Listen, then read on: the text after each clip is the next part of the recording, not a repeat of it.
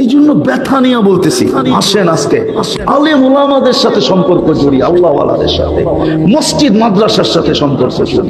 যদি ভালো চাই আর যদি বলেন না ভালো চাই না আল্লাহর কথা সত্য, আমি তোমাদেরকে অপারেশন করব। কিভাবে করব সেটা আমি জানি, কেননা বন্ধুর সাথে ওয়াদাবদ্ধ, তোমাদেরকে কিয়ামতের দিন পুত পবিত্র আমার পাশে সাক্ষী হিসাবে স্টেজে দাঁড় করাবো। আমি বন্ধুকে লজ্জিত হতে দিব না। এই জন্য আসেন আলেম ওলামাদের সাথে সম্পর্ক জুড়বেন তো, মসজিদ মাদ্রাসার সাথে পাক্কা ওয়াদা সবাই। আল্লাহ আমাদেরকে আমল করার তৌফিক দান করেন। তিনটা কথা খুব চালাই, যে গুনাহ থেকে বাঁচো, আর গুনাহ না, গুনাহ আবিষ্কার করে কেউ আমাকে বুঝাইতে হবে না, আমি চিনি, আমি জানি। গুনাহ যারা আবিষ্কার করছে, আপনি আমেরিকা, অস্ট্রেলিয়া, কানাডা বলবেন, 2 দিন 2 রাত্র ছাড়া 5 রাত্র ওরা 7টায় ঘুমায়, 7টার ভিতরে ঘুমায় যায়। আর মুসলমান যুবক যুবতী সারা রাত্র যার বহুত মানুষ ময়মনসিংহে পাওয়া যাবে, টেলিভিশন দেখতে দেখতে ঘুমায় গেছে, টেলিভিশন খোলা রয়ে গেছে।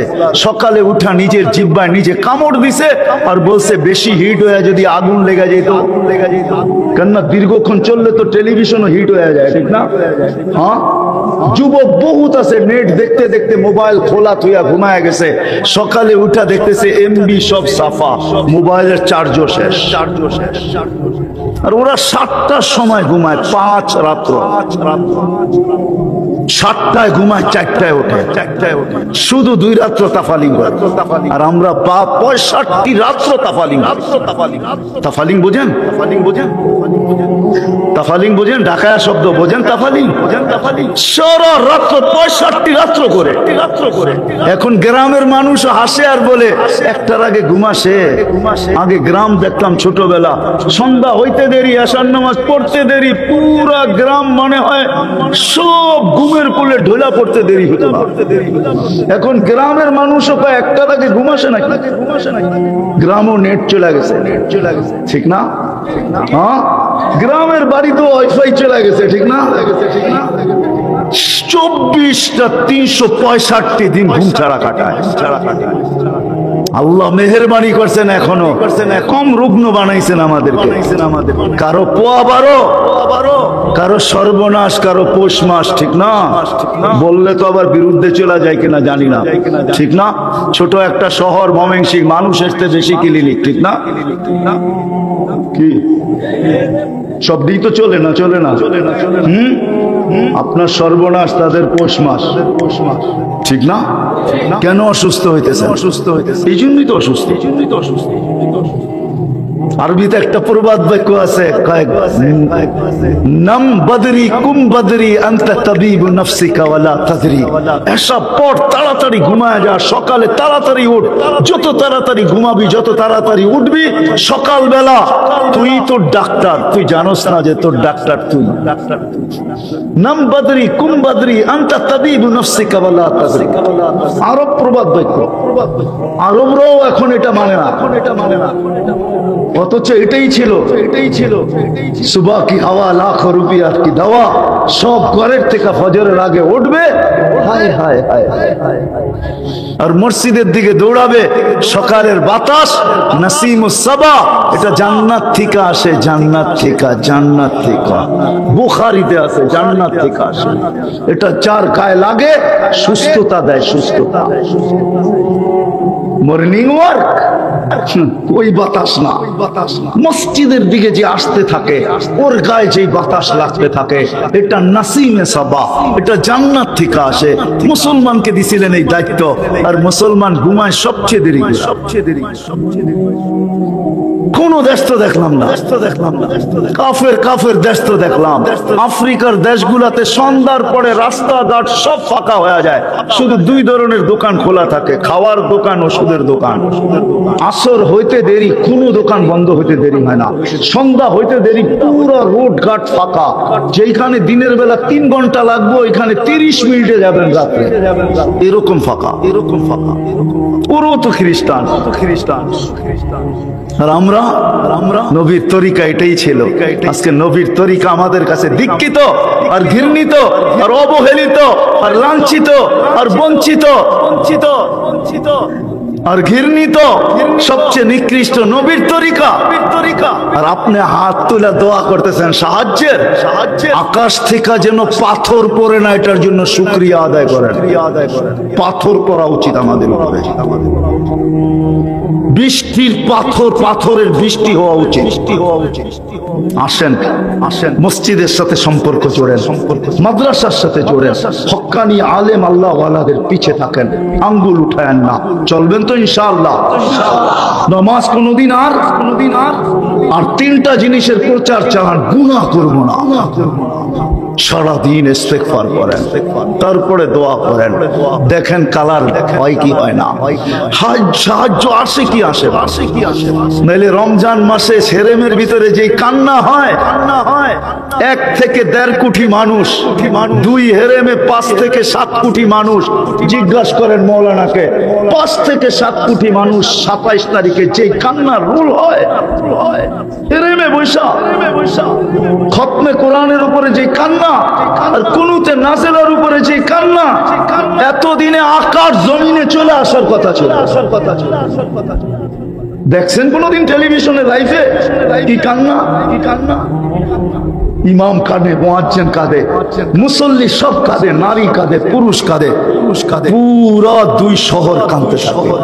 এই কান্না দেখা দুনিয়ায় অনলাইনে হায় হায় হাজারো মানুষ, মনে হয় লক্ষ মানুষ, কোটি মানুষ কাঁদে। চোখের পানি যায় কোথায়? কোথায় যায়? একটু ভাবেন না কেন? কোথায় যায় চোখের? কেন বিপলে আছে এত বছর? কেন বিপলে আজ এত বছর? 74 বছর কেন বিপলে? 74 বছরই তো হয়েছে ইসরায়েলের, ছোট একটা দেশ, 50 লাখ মানুষ, তার ভিতরে 15 লাখই মুসলমান। শেষ করে আমরা মুসলমান। এটার ধ্যান দিয়া কথা শুনলে বুঝে আসবে, কথা লম্বা হবে না, অল্প কথাই হবে। যত ধ্যান দিয়া শুনবো তত বেশি দিলে কাটতে পারে কথা। আজকে আমরা কেউ ভালো নাই, যে অবস্থানে আছে ওই অবস্থানই পেরেশান। কেউ বুকে হাত দিয়া বলতে পারবে না আই এম হ্যাপি। হ্যাপি শুধু আমাদের কে লেখা আছে, ঠিক না? আমাদের জীবনে কেউ আমরা হ্যাপি না, কেউ আমরা সুখী না। কারণ কেন? কি কারণে? ভাবতেছি আমাদের সবার কাছে সমমানে অর্থ নাই, এই জন্য আমরা সবাই সুখী না। যাদের কাছে অর্থের পাহাড় আছে তারাও তো সুখী না। যদি সুখী হইতো তাহলে নিজের পিস্তল নিজে কেন মাথায় রাখতো? নিজের টাকার কিনা রশি নিজের গলায় লাগায় কেন ঝুলতো? সেলিব্রিটিরা সবচেয়ে বেশি আত্মহত্যায় প্রবণতার শিকার কেন হতো? দুনিয়া ঘোরেন দেখেন, সেলিব্রিটিরা বেশিরভাগই আত্মহত্যার প্রবণতার শিকার। কেউ ভালো নাই, কারণটা কি? চলেন একটা হাদিস দিয়েই দেখি, কোরআন দিয়ে একটু পরে দেখি। 1400 বছর আগে ইনসানিয়তের কান্ডারি মুহাম্মদুর রাসূলুল্লাহ সাল্লাল্লাহু আলাইহি ওয়াসাল্লাম। আজকাল তো আমরা দুরুদও পড়তে চাই না, বহুত কম লোক পাওয়া যাবে এখানে ডেলি 200 বার দুরুদ পড়ে। এটা যদি 2-4 জন পাওয়া যায়, এরকমও লোক পাওয়া যাবে সারাদিনে একবারও দুরুদ পড়ে। পাওয়া যাবে না? একবারও দুরুদ পড়ে না, নারী না পুরুষ না যুবক না বৃদ্ধ। নবীর নাম শুনলে মন খুলা দুরুদ পড়ে না। তো দুরুদ যখন পড়ে না, রহমতও আসে না। আল্লাহর রহমত ছাড়া তো চলা যাবে না। এই জন্য আল্লাহ রহমতের ভান্ডার দিছিল মুসলমানদেরকে, কিন্তু মুসলমান তো ওই রহমতের ভান্ডার থেকে বহুত দূরে। বিদায় রহমত জীবনে নাই। অর্থ আছে বটে, বাংলো আছে বটে, অট্টালিকা আছে বটে, গাড়ি আছে বটে, বাড়ি আছে বটে, চাকরি আছে বটে, সব কিছু আছে, কিন্তু রহমত নাই বিদায়, পেরেশানির অন্ত নাই, কেউ সুখী না। এটাই আল্লাহ রসুল ইঙ্গিত দিচ্ছেন, একটা সময় আসবে, একটা সময় আসবে, ওইদিকে গেলে হারায়া যাব।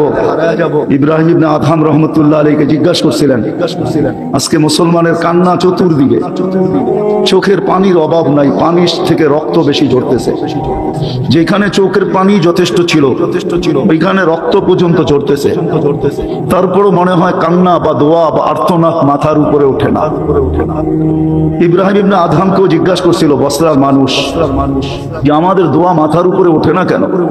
তো বলছে মাথা কুলুবুকুম, তোমাদের দিল মেরা গেছে, এই জন্য দোয়া উপরে ওঠে না। আর আমি ভাবি আজকে আমাদেরও দিল মেরা গেছে। আল্লাহ রসুল ওইদিকে ইঙ্গিত দিচ্ছেন, একটা সময় আসবে আমার উম্মত 5 জিনিসকে ভালোবাসবে, 5 জিনিসকে ভুলা যাবে। ইউহিব্বুনা দুনিয়া ওয়া ইয়ানসাউনাল আখিরা, দুনিয়াকে ভালোবাসবে, আখিরাতকে ভুলা যাবে। ইউহিব্বুনাল হায়াত,